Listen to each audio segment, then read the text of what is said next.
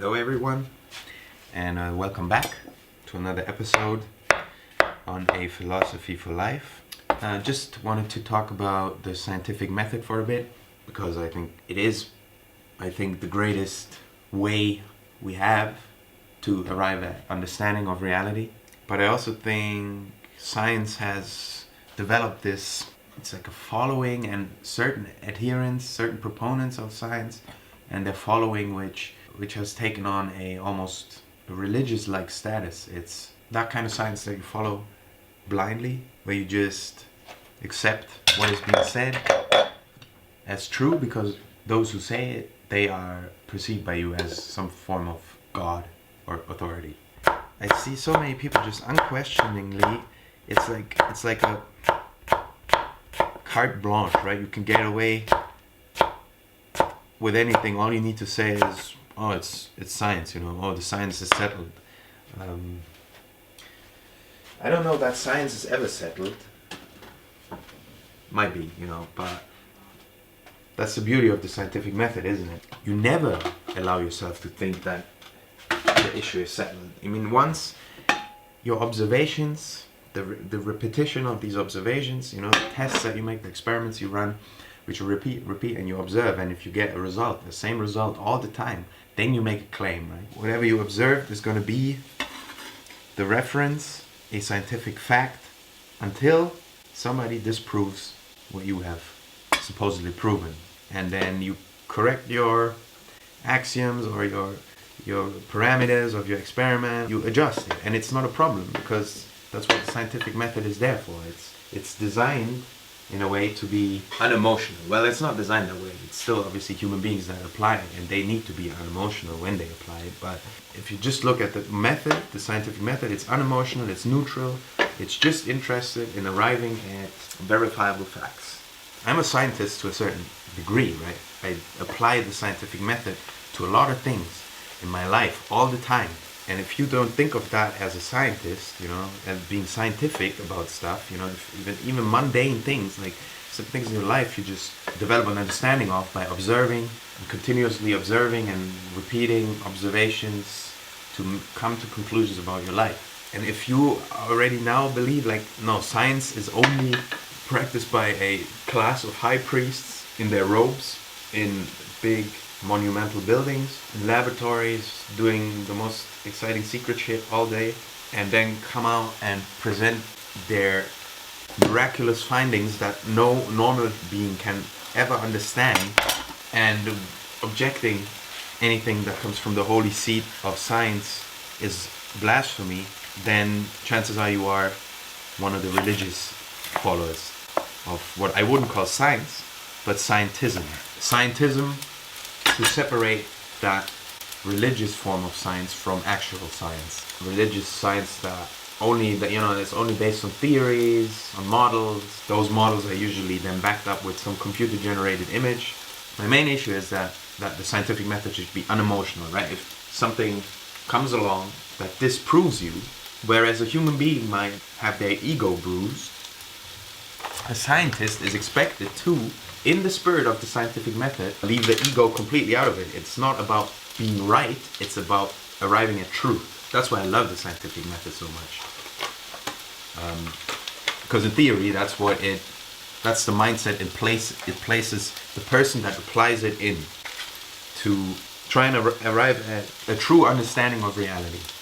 That's why a scientist, in theory, that's why he embraces that moment when somebody proves him wrong, because it's not about being right, it's about arriving at truth. It's also what a philosopher does, like a good philosopher.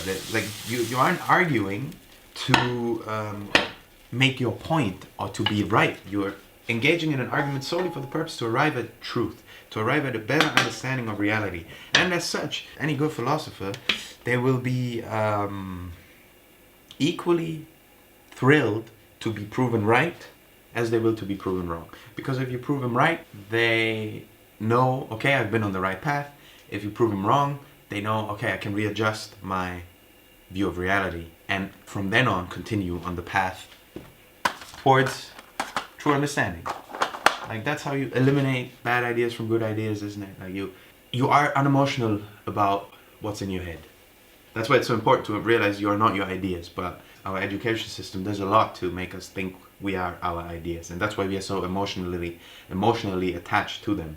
You come across an idea that doesn't hold up to scrutiny because somebody disproves something, or somebody points something out to you in which your idea starts to not make any more sense, and then you let it go. Because how stupid would it be to continue living your life holding on to an idea that is not true, or that doesn't allow you to judge the world realistically? It is in the holder of a certain opinion's own interest to be open to be proven wrong. And the scientific method is meant to guarantee that. I mean, it obviously cannot guarantee that because it's still applied by human beings, but in theory, the scientists should be unemotional. Part of how people are kept silent is by suggesting, only the experts know. And I do not want to disqualify experts' understanding, okay? But I also don't think you have to be a complete expert to at least understand the reality that you live in. Sometimes I have that feeling, correct me if I'm wrong, but sometimes I have that feeling that people, so quick to say, oh, I'm not an expert in it, oh, don't ask me, like I didn't study engineering, I didn't study whatever mechanics, I didn't study virology. I know, but aren't you still interested in just understanding it significantly enough to at least be able to tell if these people on the TV are telling you the truth, or do you just not care? Even my meager understanding of viruses has brought me, through research, which I've invested now that I'm being asked to suspend my human rights. I've done some research and there is no consensus. There is no such thing as, like this virus. They haven't been testing that this virus gives what they say is the illness to a person and then prove that this virus can jump to another organism and give them that exact illness. That is, unemotionally I'm trying to say this, okay? This is not my opinion. That is what is necessary to make these claims that are currently being made. There is no scientific method by which it has been established that the virus functions the way the fearmongers are telling you it does.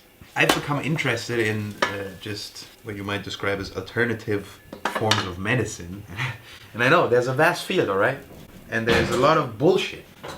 As anywhere in this world, when you concern yourself with a topic, it's likely that you'll find a lot of misinformation on the topic. This is nothing dangerous, this is nothing, oh my god, fake news kind of thing. No, it's just a simple fact of reality. And you have a discerning mind to work through contradictions, whatever it is you're confronted with. It's not this big crazy world out there where nobody knows anything apart from the experts whom we should just trust. Because that's when it becomes a religion. That's when the scientists in your mind become nothing else than the preachers. There is a lot more religion than just Christianity. The belief in the state is a religion. The belief in money is a religion. The belief in authority in general is a religion.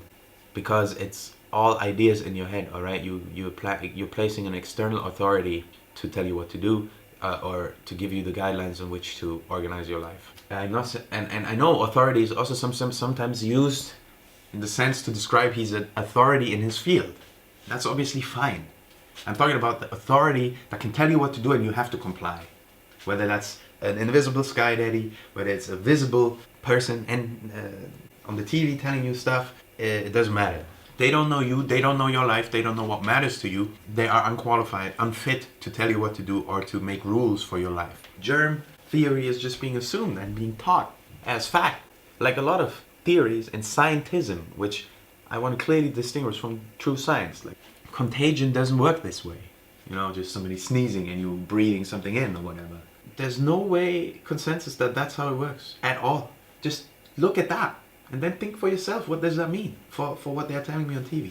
A lot of people won't do that because science has become this religion, and that's why I'd separate that as scientism. That's also when you see that nobody is even open to the scientific method anymore. They don't even apply it anymore. It's just theory, or something has been seen in a lab, something has been discovered in a lab.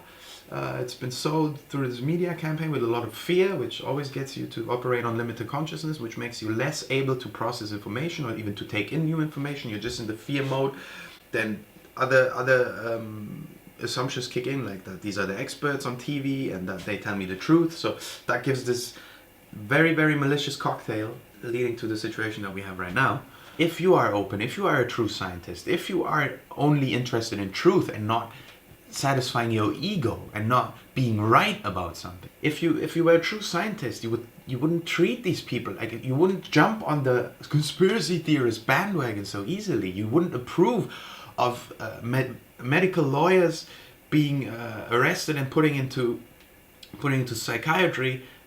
Doctor as well, a Swiss doctor, had the same fate because he was tweeting out in a very, very explicit manner how convinced he was that this is a hoax, right? These people have police show up and then figure out some bogus reason, like you were enticing the public to disobey orders. You as a scientist should be seeing that and going like, this all speaks a clear language, and it's not that there is this community out there that is interested in finding truth. It seems to be a community out there that is interested in suppressing a certain kind of information.